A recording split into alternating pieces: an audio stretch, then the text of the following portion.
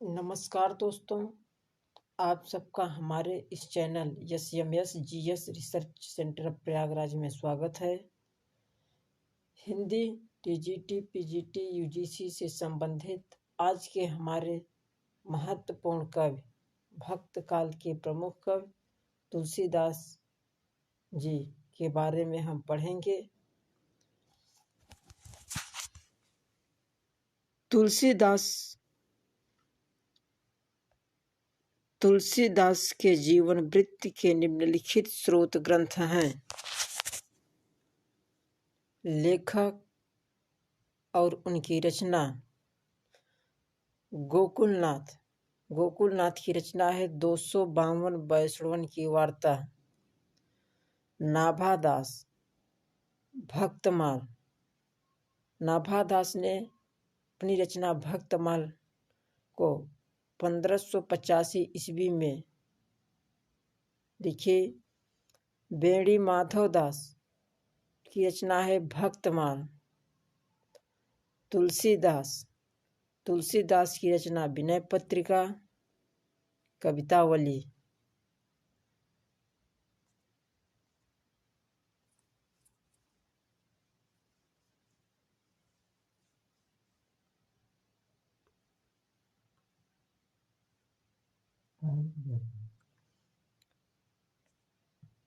तुलसीदास का जन्म सन 1532 ईस्वी में हुआ था और उनकी मृत्यु 1623 ईस्वी में हुई थी। तुलसीदास के माता का नाम हुलसी था और पिता का नाम आत्माराम दुबे।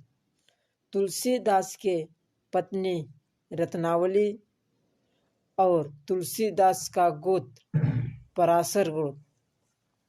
तुलसीदास के दीक्षा गुरु नरहरियानंद जी थे और शिक्षा गुरु शेष सनातन। तुलसीदास के शिक्षा गुरु शेष सनातन थे। रत्नावली के पिता दीनबंधु पाठक थे। तुलसी के बाल्यकाल का नाम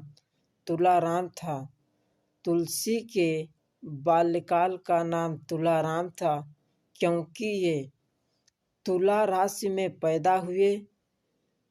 मूल नक्षत्र में पैदा होने के कारण इनके माता पिता ने इन्हें त्याग दिया था और 5 वर्ष तक मुनिया नामक दासी ने पालन पोषण किया।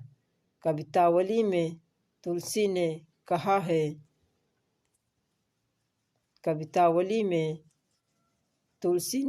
है कि बारे ते ललाट द्वार दीन।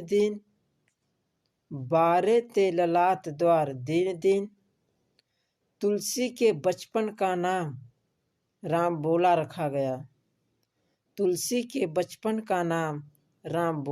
गया। राम को गुलाम नाम, राम बोला राखो नाम।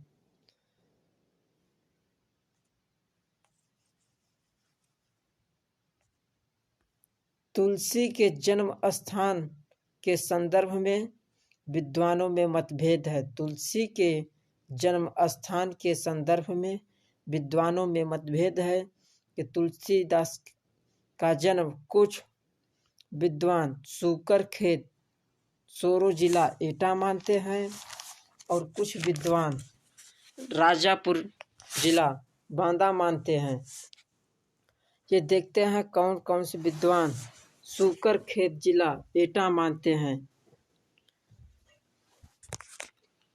लाला सीताराम, गौरी शंकर द्विवेदी, हजारी प्रसाद द्विवेदी, राम नरेश त्रिपाठी, रामदत्त भारद्वाज, गणपत चंद्रगुप्त, ये सब का सूकरखेत सोरो जिला एटा मानते हैं। इनका ट्रिक है कि गौरी सीता राम नरेश, रामदत्त गणपति हजारी, सूकरखेत एटा अवतारी। गौरी सीता राम नरेश, रामदत्त गणपत हजारी, सूकर खेत एटा अवतारी। गौरी से गौरी शंकर द्विवेदी, सीता से लाला सीताराम, राम नरेश से राम नरेश त्रिपाठी, रामदत्त से रामदत्त भारद्वाज और गणपत से गणपत चंद्रगुप्त और हजारी से हजारी प्रसाद द्विवेदी होंगे। एक बार फिर से गौरी सीता राम नरेश, रामदत्त गणपत हजारी, सूकर खेत एटा अवतारी।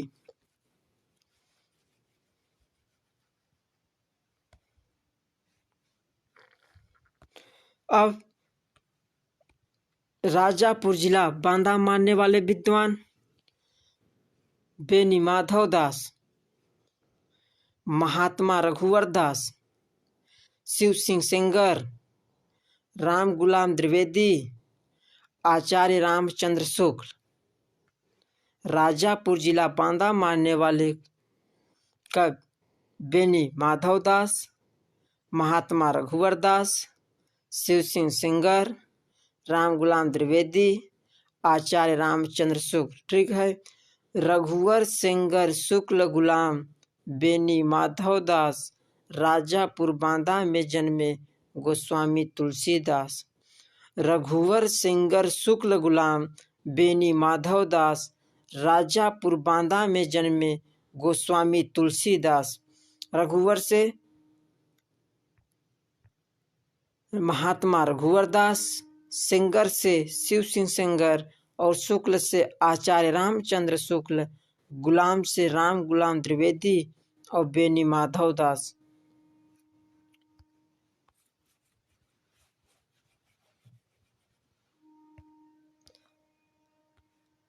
आचार्य रामचंद्र शुक्ल तुलसीदास को स्मार्त वैष्णव मानते हैं। आचार्य रामचंद्र शुक्ल तुलसीदास को स्मार्त वैष्णव मानते हैं। तुलसीदास के मित्र राजा टोडरमल, कविदंग, रहीमदास, राजा मानसिंह और बीरबल थे। तुलसीदास के मित्र राजा टोडरमल, कविदंग, रहीमदास, राजा मानसिंह और बीरबल थे। तुलसी और रत्नाकर से एक पुत्र तारक पैदा हुआ। तुलसी और रत्नाकर से एक पुत्र तारक पैदा हुआ जो बचपन में ही मर गए थे। तुलसी और रत्नाकर से एक पुत्र पैदा हुआ जो बचपन में ही मर गए। तुलसी जीवन के प्रारंभिक क्षणों में वात्सल्य प्रेम से वंचित थे। तुलसी जीवन के प्रारंभिक क्षणों में वात्सल्य प्रेम से वंचित थे और विवाहोपरांत पत्नी पर अत्यधिक आसक्त हुए, जिस पर पत्नी ने कुलाहना दी कि लाज न लागत आपको दौरे आयो साथ, धिक धिक ऐसे प्रेम को कहाँ कहूँ मैं नाथ। लाज न लागत आपको दौरे आयो साथ, धिक धिक ऐसे प्रेम को कहाँ कहूँ मैं नाथ। तब तुलसीदास जी कहते हैं, अस्थि चर्ममय देह मम तामे ऐसी प्रीत, ऐसी जो श्री राम होत न तौ भव भीत। अस्थि चर्ममय देह मम तामे ऐसी प्रीत, ऐसी जो श्री राम होत न तौ भव भीत। तुलसीदास पत्नी से विरक्त होकर काशी जाते हैं, जहाँ पर 15 वर्ष तक निरंतर अध्ययन किया। फिर जगन्नाथपुरी, रामेश्वरम, द्वारका और बद्रिका आश्रम होते हुए संभवत 1631 में अयोध्या पहुँचे, जहाँ पर रामचरितमानस की कथा का आरंभ की। कहा जाता है कि रामचरितमानस की कथा कब आरंभ हुई? संभवत 1631 ईस्वी में। तुलसीदास की प्रथम कृत किसे माना जाए, इस पर विद्वानों में मतभेद है। तुलसीदास की प्रथम कृत किसे माना जाए, इस पर विद्वानों में मतभेद है। मूल गोसाई चरित्र के अनुसार तुलसी की प्रथम रचना गीतावली है, जो तुलसी के अध्ययन और अध्यापन के दौरान लिखी गई। मूल गोसाई चरित्र के अनुसार तुलसी की प्रथम रचना गीतावली है, जो तुलसी ने अध्ययन और अध्यापन के दौरान लिखी, जबकि चित्रकूट के साक्ष्यों से पहली रचना रामाज्ञा प्रश्नावली मानी जाती है। चित्रकूट के साक्ष्यों से पहली रचना रामाज्ञा प्रश्नावली मानी जाती है। तुलसीदास की रचनाओं की संख्या को लेकर भी विद्वानों में मतभेद है। तुलसीदास की रचनाओं की संख्या में लेकर भी विद्वानों में मतभेद है। हजारी प्रसाद द्विवेदी ने तुलसी के कुल 25 ग्रंथों की चर्चा की है। हजारी प्रसाद द्विवेदी ने तुलसी के कुल 25 ग्रंथों की चर्चा की है। शिव सिंह सिंगर ने 18 ग्रंथों की, जॉर्ज ग्रियर्सन ने 20 ग्रंथों की और मिश्र बंधुओं ने 25 ग्रंथों की चर्चा की है। काशी नागरी प्रचारणी सभा ने तुलसी के 12 ग्रंथों को प्रामाणिक माना है, जो निम्न है। काशी नागरी प्रचारणी सभा ने तुलसी के 12 ग्रंथों को प्रामाणिक माना है, जो निम्न है। पहला ग्रंथ वैराग्य संदीपनी का समय संभव 1626 से 1627।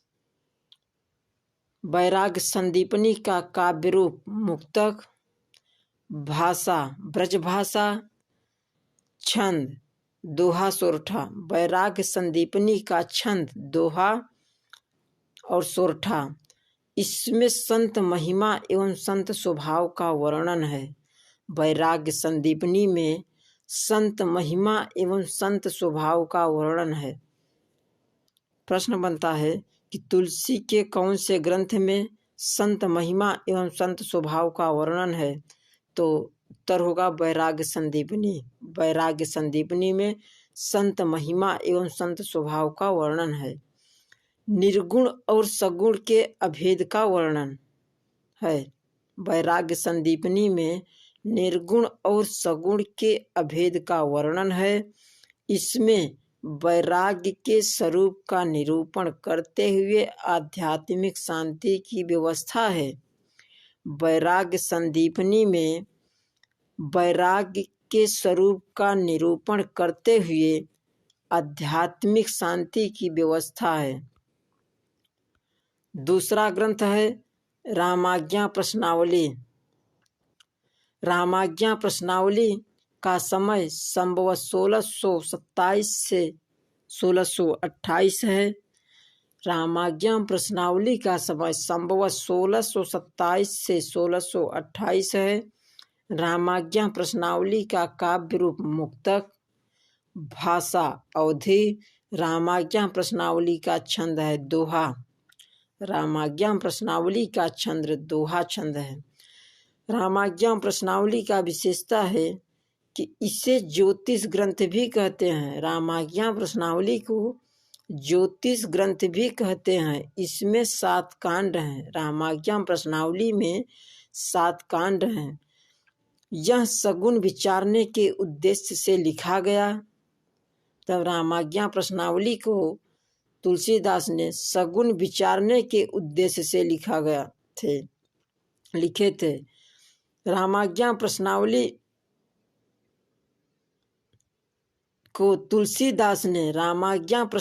को तुलसीदास ने इसकी रचना पंडित गंगाराम के कहने पर की थी। प्रश्न बनता है कि तुलसीदास ने अपने कौन से ग्रंथ को पंडित गंगाराम के कहने पर की थी? रामाज्ञा प्रश्नावली।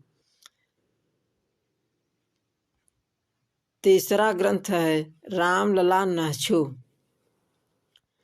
तीसरा ग्रंथ है रामलला नहछु। रामलला नहछु का समय संभवतः 1628 से 1629।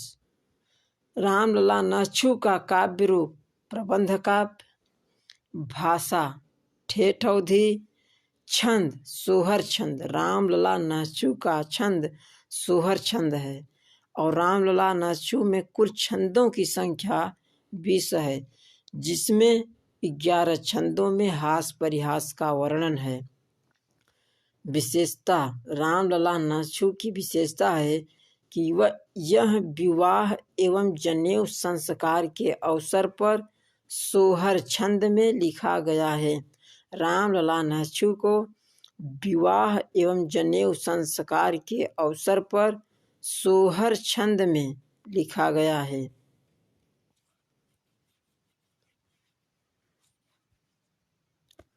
चौथा ग्रंथ है जानकी मंगल। जानकी मंगल का समय संभवतः 1629 से 1630। जानकी मंगल का समय संभवतः 1629 से 1630 है। जानकी मंगल का काव्य रूप प्रबंध काव्य, भाषा अवधि, छंद सोहर या हंस गीत। जानकी मंगल की विशेषता है कि यह राम जानकी विवाह प्रसंग पर 216 छंदों में लिखी गई है। जानकी मंगल की रचनाया विशेषता कि यह राम जानकी विवाह प्रसंग पर 216 छंदों में लिखी गई है। प्रश्न बनता है कि जानकी मंगल में राम जानकी विवाह पर कितने छंदों में लिखी गई है, तो होगा आंसर 216 छंदों में। अब पांचवा ग्रंथ तुलसीदास का सबसे मोस्ट ग्रंथ है रामचरितमानस। रामचरितमानस का समय संभवतः 1630 से 31 है। रामचरितमानस का समय संभवतः 1630 से 1631 है। रामचरितमानस का काव्य रूप प्रबंध काव्य, भाषा अवधि। रामचरितमानस का छंद दोहा और चौपाई है। रामचरितमानस का छंद दोहा और चौपाई है। रामचरितमानस का अंगिरस शांत रस या भक्ति रस। रामचरितमानस का अंगिरस शांत रस है और उसे भक्ति रस भी है। प्रधान अलंकार रूपक अलंकार। प्रधान अलंकार रामचरितमानस में प्रधान अलंकार रूपक अलंकार है। रामचरितमानस में दोहों की संख्या 1074 है और रामचरितमानस में कांडों की संख्या 7 है। रामचरितमानस में कांडों की संख्या 7 है। मानस का रूपात्मक ढांचा पद्मावत से लिया गया है। मानस का रूपात्मक ढांचा पद्मावत से लिया गया है। अब छठवां ग्रंथ है पार्वती मंगल। पार्वती मंगल का समय संभवतः 1643 है। पार्वती मंगल का समय संभवतः 1643 है। पार्वती मंगल का काव्य रूप प्रबंध काव्य, भाषा अवधि, छंद मंगल छंद और हरिगीतिका, ये दोनों है। पार्वती मंगल में छंद मंगल छंद और हरिगीतिका छंद है। पार्वती मंगल इसमें शिव पार्वती के विवाह को 164 छंदों में प्रस्तुत किया गया है। पार्वती मंगल में शिव पार्वती के विवाह को 164 छंदों में प्रस्तुत किया गया है। सातवां ग्रंथ कृष्ण गीतावली। कृष्ण गीतावली का स्थापना समय संभवतः 1643 से 60। कृष्ण गीतावली का समय संभवतः 1643 से 1660। कृष्ण गीतावली का काव्य रूप गीत काव्य, भाषा ब्रजभाषा, छंद गीत छंद। कृष्ण गीतावली का छंद गीत छंद है। इसमें तुलसीदास ने चित्रकूट में कृष्ण गीतावली को तुलसीदास ने चित्रकूट में लिखा। इसमें भ्रमर गीत का प्रसंग मिलता है। कृष्ण गीतावली में भ्रमर गीत का प्रसंग मिलता है। प्रश्न बनता है कि तुलसीदास के किस ग्रंथों में भ्रमर गीत का प्रसंग मिलता है? तो आंसर होगा कृष्ण गीतावली। कृष्ण गीतावली में भ्रमर गीत का प्रसंग मिलता है। 8वां ग्रंथ है गीतावली। गीतावली को पदावली रामायण भी कहा जाता है। 8वां ग्रंथ है गीतावली। गीतावली को पदावली रामायण भी कहा जाता है। गीतावली का समय संभवतः 1630 से 1670। गीतावली का काव्य रूप गीत काव्य, भाषा ब्रजभाषा, रस वात्सल्य रस और भक्ति रस। कृष्ण गीतावली में रस है वात्सल्य रस और भक्ति रस। कृष्ण गीतावली में छंदों की संख्या 328 है। गीतावली में छंदों की संख्या 328 है और गीतावली में कांडों की संख्या 7। इसके राम के राज्याभिषेक से संबंध है। यह सूरदास के वात्सल्य वर्णनों से प्रभावित है।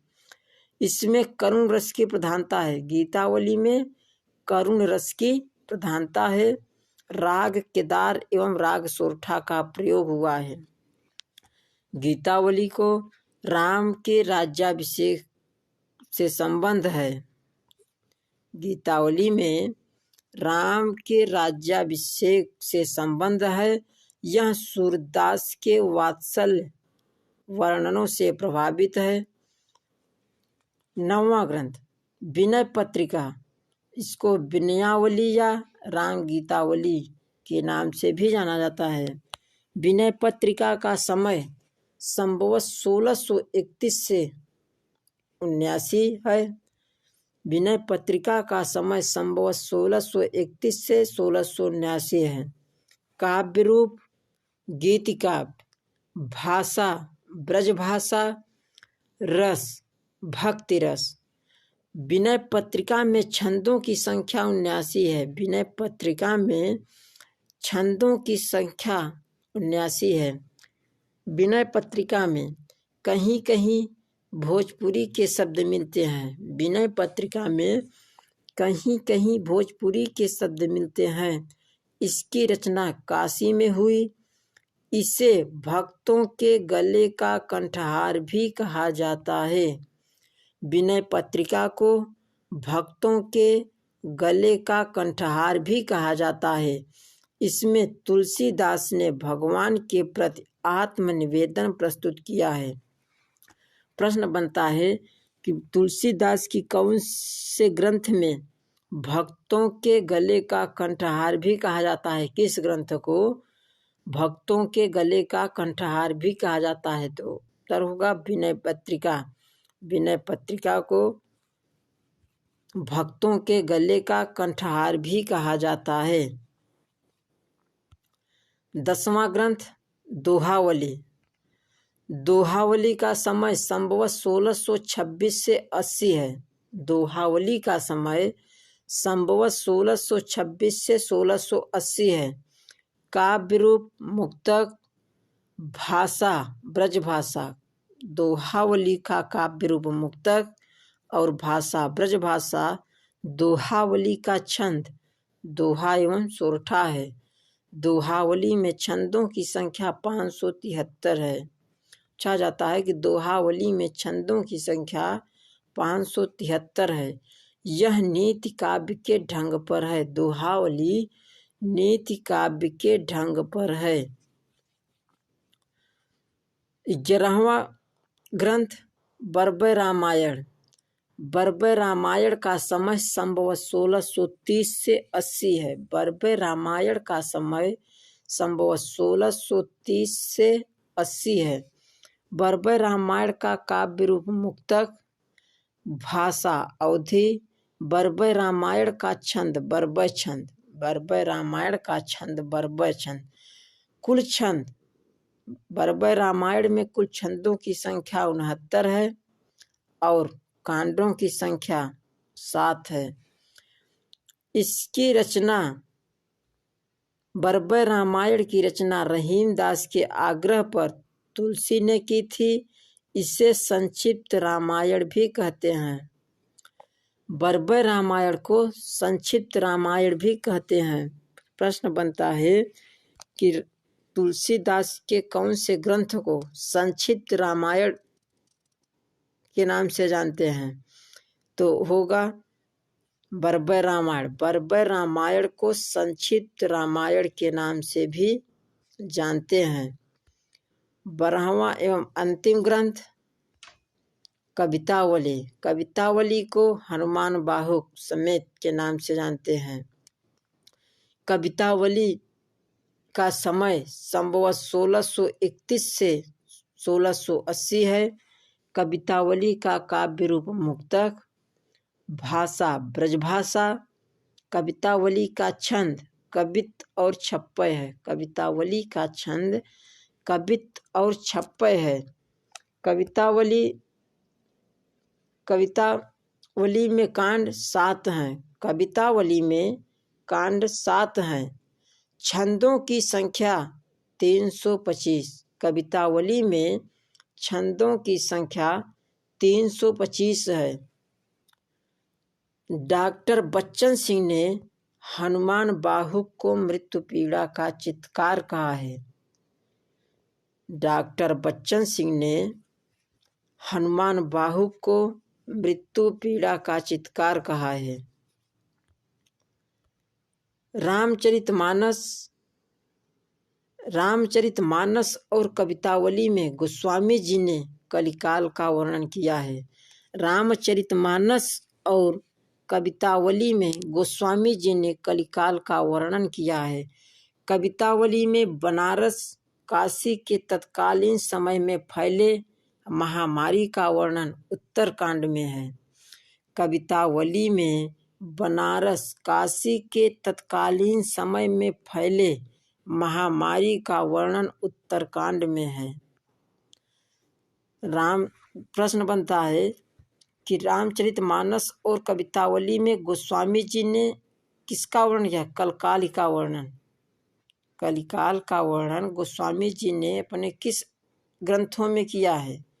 तो रामचरितमानस और कवितावली में। रामचरितमानस और कवितावली में गोस्वामी जी ने कलिकाल का वर्णन किया है और कवितावली में बनारस काशी के तत्कालीन समय में फैले महामारी का वर्णन उत्तरकांड में मिलता है। तुलसीदास ने अपने बाहु रोग से मुक्ति के लिए हनुमान बाहुक की रचना की, जो कवितावली के अंतर्गत है। तुलसीदास ने अपने बाहु रोग से मुक्ति के लिए हनुमान बाहुक की रचना की, जो कवितावली के अंतर्गत है। अब ट्रिक है, कब गिरा में 7 कांड। जैसे कविता गोस्वामी तुलसीदास के कौन कौन से ग्रंथ में 7 कांड हैं और कौन कौन से ग्रंथ में ब्रजभाषा है, कौन कौन से ग्रंथ में अवधी भाषा है, और तुलसीदास की 5 लघु कृतियों को पंचरत्न कहा गया है। ये 5 ग्रंथ कौन कौन से हैं, आज हम इन सब को ट्रिक से पढ़ेंगे। कब गिरा में 7 कांड हैं। कब गिरा में 7 कांड हैं। क से कवितावली, ब से बरबय रामायण, गी से गीतावली, रा से रामचरितमानस। कब गिरा में 7 कांड हैं। क से कवितावली, ब से बरबय रामायण, गी से गीतावली, रा से रामचरितमानस। अब बड़ी ई की मात्रा ब्रजभाषा। जिस ग्रंथ का नाम लास्ट में बड़ी ई की मात्रा है उसमें ब्रजभाषा है। जैसे कवितावली, गीतावली, दोहावली, विनय पत्रिका, विनय पत्रिका में वी में छोटी की मात्रा है, फिर भी उसे मान लेते हैं ब्रजभाषा। विनय पत्रिका, इन सब में ब्रजभाषा है। कृष्ण गीतावली में भी। अब जाब पारा रारा में अवधी भाषा है। जा से जानकी मंगल, ब से बरबय रामायण, पा से पार्वती मंगल, रा से रामाज्ञा प्रश्नावली, रा से रामचरित मानस में, इन सब में अवधी भाषा है। अब तुलसीदास की 5 लघु कृतियों को पंचरत्न कहा जाता है। जैसे कट्रिक है कि जाबै वन में मंगल होई, जाबै वन में मंगल होई। अब जैसे जानकी मंगल, वैसे वैराग्य संदीपनी, वन से बरबय रामायण और मंगल। अमंगल, अब तुलसीदास के कौन कौन से ग्रंथ में मंगल शब्द आता है? जैसे पार्वती मंगल और जाबै वन में मंगल होई, जा से जानकी मंगल, वैसे वैराग्य संदीपनी, और वन से बरबय रामायण और मंगल से पार्वती मंगल।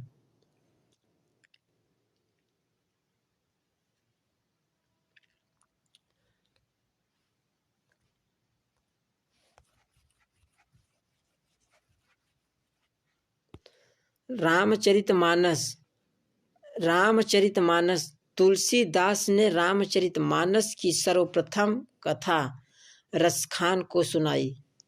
तुलसीदास ने रामचरितमानस की सर्वप्रथम कथा रसखान को सुनाई। रसखान का पूरा नाम सैयद इब्राहिम है। जबकि रामचरितमानस की पहली टीका रामचरण दास ने लिखी। प्रश्न बनता है कि रामचरितमानस, तुलसीदास ने रामचरितमानस को सर्वप्रथम किसको सुनाई? तो होगा उत्तर रसखान को। और रामचरितमानस की पहली टीका किसने लिखी? तब रामचरण दास होंगे।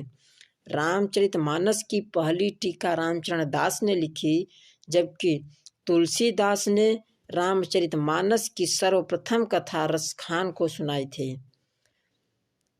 रामचरित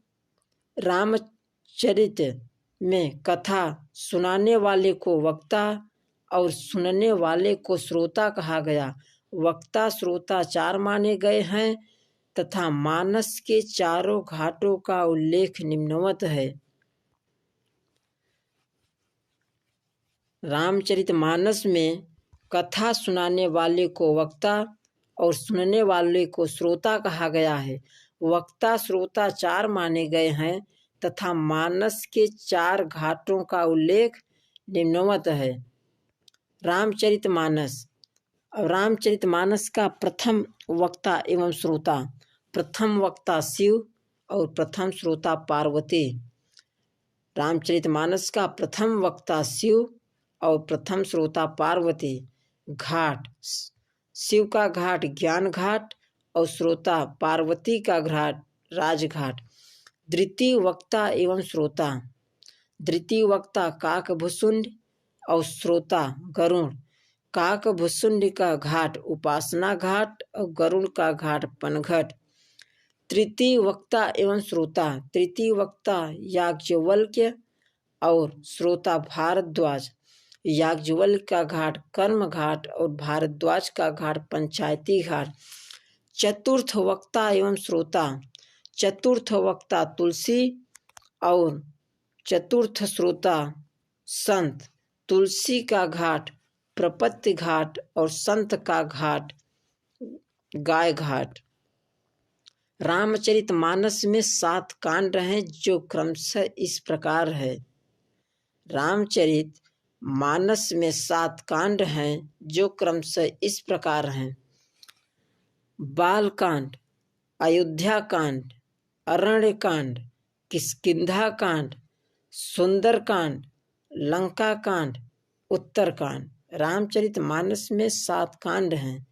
पहला बालकांड, फिर अयोध्या कांड, फिर अरण्य कांड, फिर किष्किंधा कांड, फिर सुंदर कांड, फिर लंका कांड, फिर उत्तर कांड। कहीं कभी कभी इससे भी प्रश्न बना देता है, कांड से भी, सीरियल से कांड लिखने के लिए। अयोध्या कांड।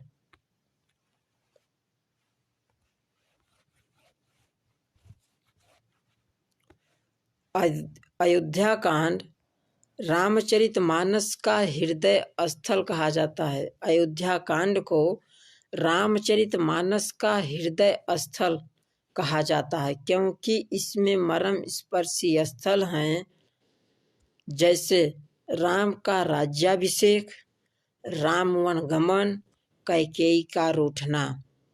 जबकि लंका कांड में एक मर्म स्पर्शी स्थल है, लक्ष्मण को शक्ति बाण लगना। अयोध्या कांड की चित्रकूट सभा को आचार्य रामचंद्र शुक्ल ने एक आध्यात्मिक घटना की संज्ञा प्रदान की है। अयोध्या कांड की चित्रकूट सभा को आचार्य रामचंद्र शुक्ल ने एक आध्यात्मिक घटना की संज्ञा प्रदान की है। चित्रकूट सभा में वेद नीति, लोक नीति एवं राजनीति तीनों का समन्वय दिखाई देता है। यहाँ से प्रश्न बनता है कि किस सभा में तीनों लोकों का समन्वय दिखाई देता है। तो चित्रकूट सभा में वेद नीति, लोक नीति और राजनीति तीनों नीतियों का समन्वय दिखाई देता है। रामचरितमानस की रचना संभवतः 1630 से 31 में चैत्र शुक्ल दिन रामनवमी मंगलवार में हुआ।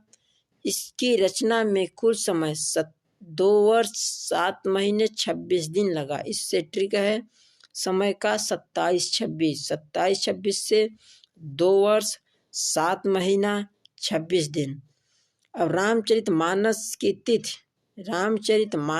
तिथि स्पष्ट है कि संभवतः 1631 करहूँ कथा हरिपद हरि शेषा। रामचरितमानस की तिथि स्पष्ट है कि संभवतः 1631 करहूँ कथा हरिपद हरिशेषा।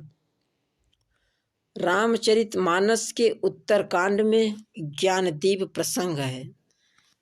रामचरितमानस के उत्तरकांड में ज्ञानदीप प्रसंग है, जिसे मानस का सार कहा जाता है।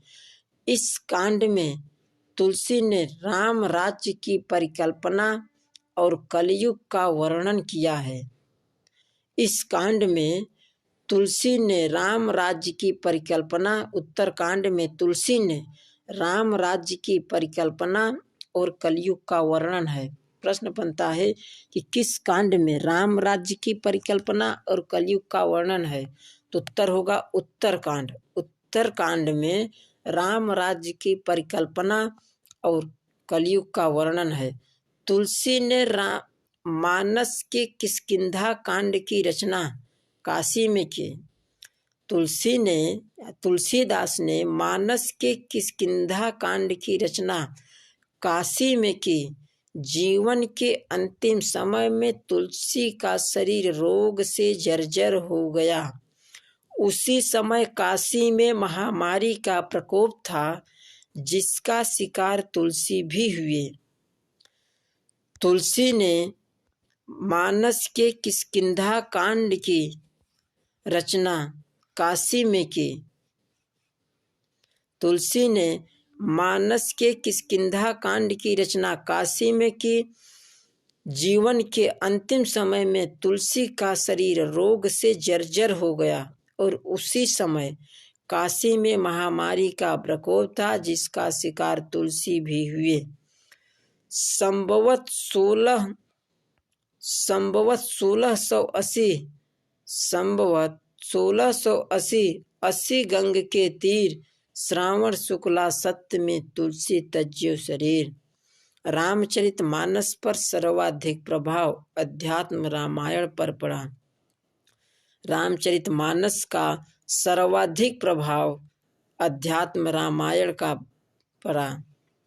हजारीप्रसाद द्विवेदी ने लिखा है कि तुलसी का संपूर्ण काव्य समन्वय की विराट चेष्टा है। तुलसी का संपूर्ण काव्य समन्वय की विराट चेष्टा है। तुलसी ने रामचरितमानस की कल्पना मानसरोवर के रूपक के रूप में की, जिसमें 7 कांड के रूप में 7 सोपान तथा 4 वक्ता के रूप में 4 घाट हैं।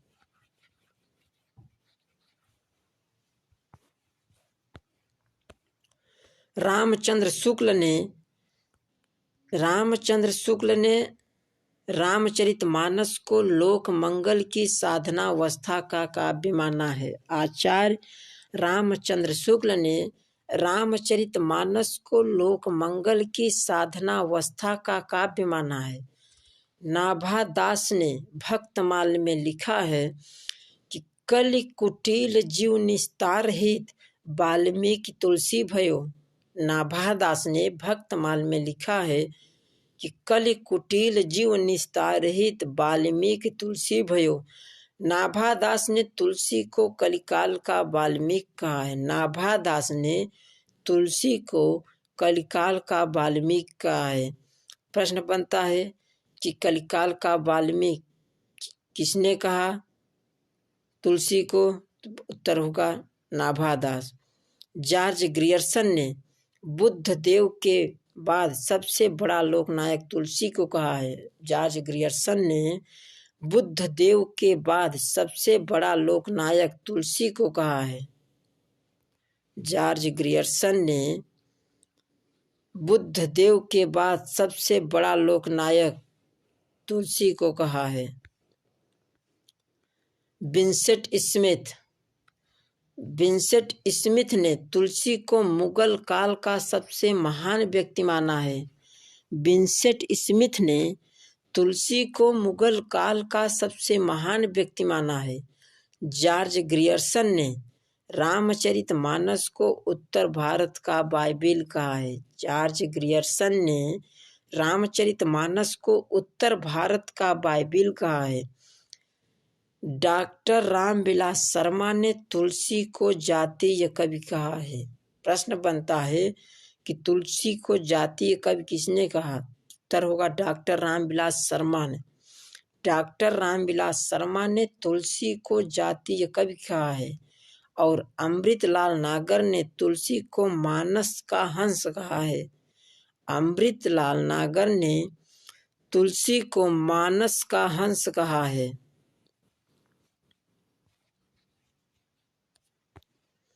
हजारीप्रसाद द्विवेदी के अनुसार तुलसी असाधारण शक्तिशाली कवि, लोकनायक और महात्मा थे।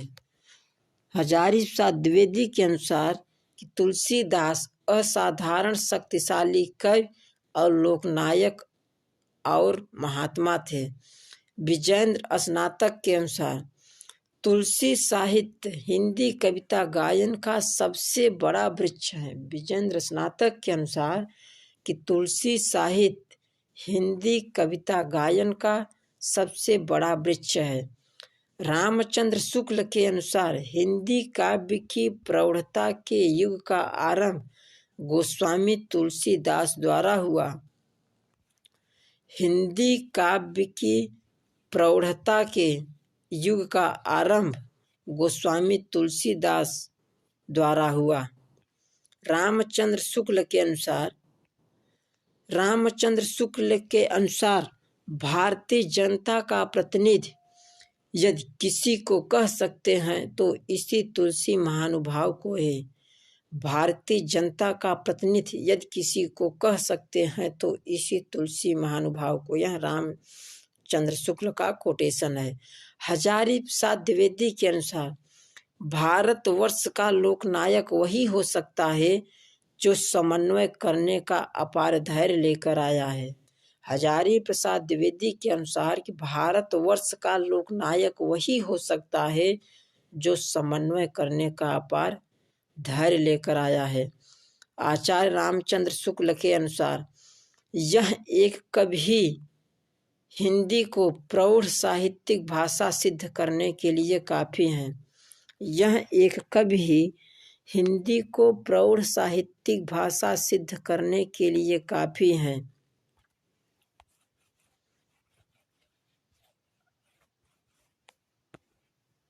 हरिऔध अयोध्या सिंह उपाध्याय हरिऔध के अनुसार कविता करके तुलसी न लसै, कविता पा लसी तुलसी की कला, अर्थात कविता तुलसी को पाकर धन्य हो गई है। हरिऔध का कोटेशन है कि कविता करके तुलसी न लसै, कविता पा लसी तुलसी की कला, अर्थात कविता तुलसी को पाकर धन्य हो गई है। भिखारी दास ने तुलसी के संबंध में लिखा है, भिखारी दास ने तुलसी के संबंध में लिखा है कि तुलसी गंग दुओ भय, सुकविन के सरदार, इनके काव्यन में मिली भाषा विविध प्रकार।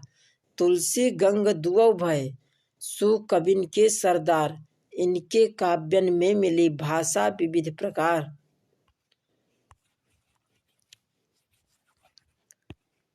रामचरितमानस के संदर्भ में रहीम दास ने लिखा है, रामचरितमानस के संदर्भ में रहीम दास ने लिखा है कि रामचरितमानस विमल संतन जीवन प्राण, बिंदुवान को वेद सम यौनहि प्रकट कुरान।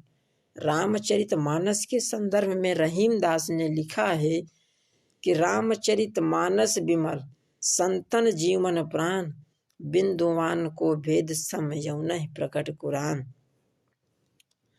शुक्ल के अनुसार तुलसीदास जी उत्तर भारत की समग्र जनता के हृदय मंदिर में पूर्ण प्रेम प्रतिष्ठा के साथ विराज रहे हैं।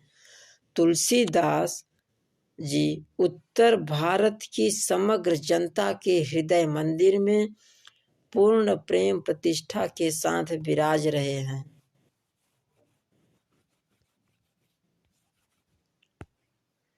मानस रूपक तुलसी साहित्य का सबसे बड़ा रूपक है। मानस रूपक तुलसी साहित्य का सबसे बड़ा रूपक है। मानस रूपक तुलसी साहित्य का सबसे बड़ा रूपक है। अलंकार अलंकार योजना के संबंध में तुलसी को प्राप्त उपाधियाँ, उपाधि प्रस्तोता और प्राप्त उपाधि। लाला भगवान दीन और डॉक्टर बच्चन सिंह तुलसी को रूपक का बादशाह मानते हैं। लाला भगवान दीन और डॉक्टर बच्चन सिंह तुलसी को रूपक का बादशाह मानते हैं। इसका ट्रिक है कि बच्चे भगवान का रूप होते हैं, बच्चे भगवान का रूप होते हैं। बच्चे से डॉक्टर बच्चन सिंह, भगवान से लाला भगवान दीन और रूप को रूपक का बादशाह। आचार्य रामचंद्र शुक्ल तुलसीदास को अनुप्रास का बादशाह मानते हैं। आचार्य रामचंद्र शुक्ल तुलसी को अनुप्रास का बादशाह मानते हैं। यहाँ से देखिए आचार्य में अ है और अनुप्रास में अ है। इससे भी अगर थोड़ा ध्यान देंगे तो ये भी क्लियर हो जाएगा। डॉक्टर उदय भानु सिंह, डॉक्टर उदय भानु सिंह तुलसी को उत्प्रेक्षाओं का बादशाह माना है। डॉक्टर उदय भानु सिंह ने तुलसी को उत्प्रेक्षाओं का बादशाह माना है। यहाँ भी थोड़ा ध्यान से देखें कि उदय में भी उ है और उत्प्रेक्षा में भी उ है, इससे भी स्पष्ट हो जाएगा। तुलसीदास ने रहीम दास के संदर्भ में लिखा है कि सुरती नरती नागती सब चाहत अस होय, और रहीम दास ने लिखा है कि गोद लिए हुलसी फिरे तुलसी सो सुत होय। तुलसी ने राम काव्य में शिव, गणेश, हनुमान आदि देवी देवताओं की वंदना की है। तुलसी ने राम काव्य में शिव, गणेश, हनुमान आदि देवी देवताओं की वंदना की है। भक्ति, ज्ञान और कर्म में समन्वय किया। तुलसी की वेद सम्मत काव्य में वर्णाश्रम धर्म और सच्चा लोक धर्म मिलता है।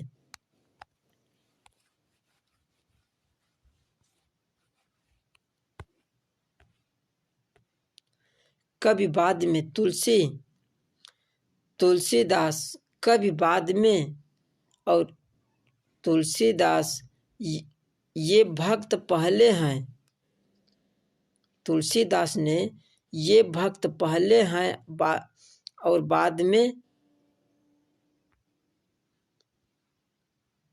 बाद में इनकी रचना स्वांतः सुखाय की थी। ये कवि मूलतः समन्वयवादी थे। तुलसीदास भक्त पहले हैं, कवि बाद में, इनकी रचना स्वांतः सुखाय की थी।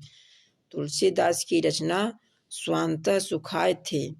ये कवि मूलतः समन्वयवादी थे। तुलसीदास मूलतः समन्वयवादी थे। गोस्वामी तुलसीदास रामानुजाचार्य के श्री संप्रदाय और विशिष्टाद्वैतवाद दर्शन से प्रभावित थे। गोस्वामी तुलसीदास रामानुजाचार्य के श्री संप्रदाय और विशिष्टाद्वैतवाद दर्शन से प्रभावित थे। इनकी भक्ति भावना दास्य भाव के थे। तुलसीदास की भक्ति भावना दास्य भाव के थे।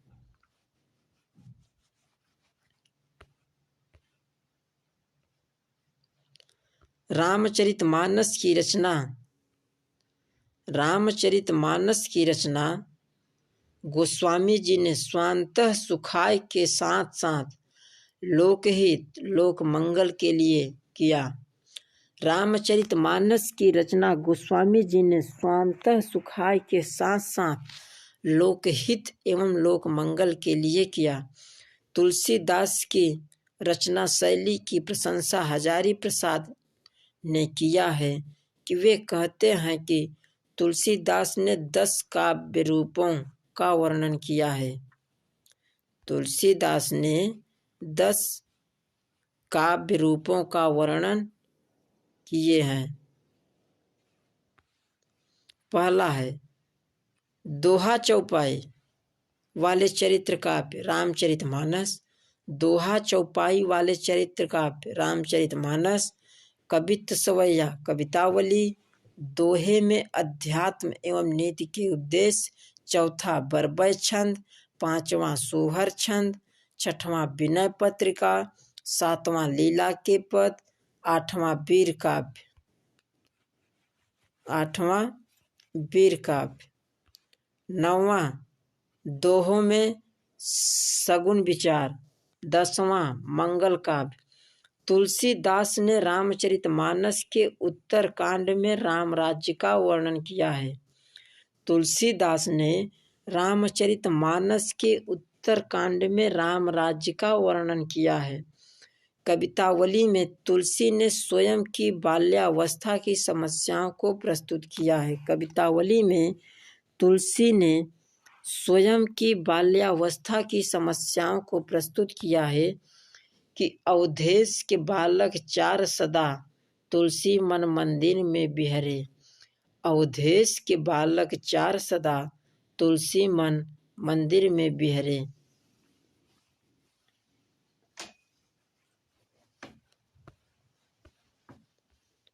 रामविलास शर्मा ने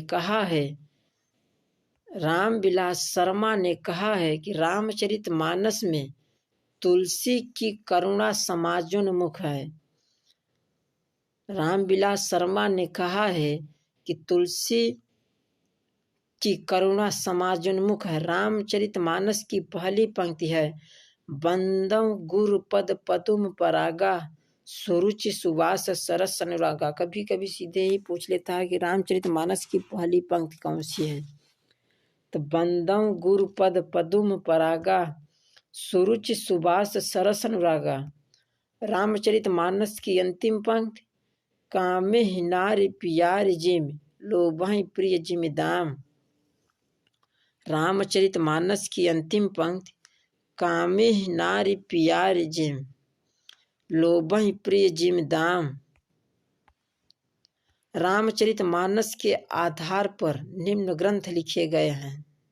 लेखक एवं उनके ग्रंथ केशवदास, रामचंद्रिका, सेनापति, कवित्त रत्नाकर, हृदय राम, हनुमान नाटक, प्राणचंद्र चौहान, रामायण महानाटक, लालदास, अवध विलास, राम प्रिया शरण, सीतायन, जानकी रसिक शरण अवधि सागर, जानकी रसिक सागर अवधि सागर, कलानिधि, कलानिधि रामायण सुरुचिका, सहज राम, रघुवंश दीपक, श्रीधर, रामचरित, नवल सिंह, रामचंद्र विलास, मधुसूदन दास, रामाश्वमेघ, महाराज विश्वनाथ सिंह, आनंद रघुनंदन, संगीत रघुनंदन, आनंद रामायण, गीता रघुनंदन और रामचंद्र की सवारी।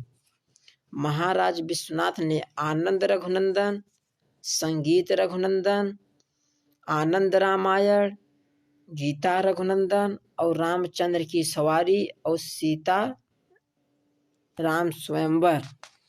आधुनिक लेखक और ग्रंथ रामचरित उपाध्याय, रामचरित चिंतामणि, मैथिली शरण गुप्त, साकेत, रामनाथ ज्योतिषी, श्री रामचंद्रोदय, इस पे देव पुरस्कार मिला है। अयोध्या सिंह उपाध्याय हरिऔध, वैदेही वनवास, बलदेव प्रसाद मिश्र, साकेत संत, यहाँ थोड़ा ध्यान, साकेत संत बलदेव प्रसाद मिश्र लिखे हैं और साकेत मैथिली शरण गुप्त। हरदयाल सिंह रामायण महाकाव्य, हरदयाल सिंह रामायण महाकाव्य।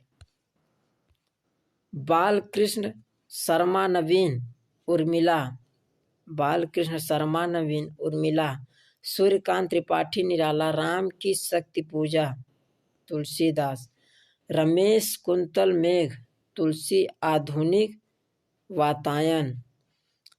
सुरेश चंद्रगुप्त, तुलसी काव्यादश। उदय भान मिश्र, तुलसी काव्य मीमांसा और तुलसी दर्शन मीमांसा। उदय भान मिश्र का तुलसी काव्य मीमांसा और तुलसी दर्शन मीमांसा। भागीरथी मिश्र, तुलसी रसायन। रामचंद्र शुक्ल गोस्वामी, तुलसीदास समीक्षा। फादर कामिल बुल्के, राम कथा उत्पत्ति और विकास। योगेंद्र प्रताप सिंह, अयोध्या कांड समीक्षा, योगेंद्र प्रताप सिंह अयोध्या कांड समीक्षा।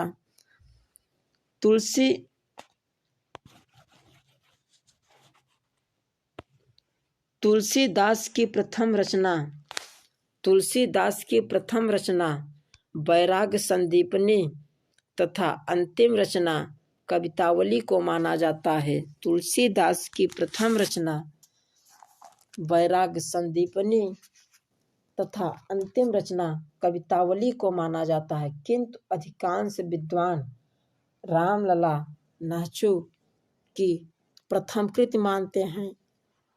दोस्तों, हमारा ये वीडियो अच्छा लगा हो तो वीडियो को शेयर करें, लाइक करें, सब्सक्राइब करें, कमेंट बॉक्स में कमेंट करें अब किस टॉपिक का वीडियो चाहते हो। धन्यवाद दोस्तों।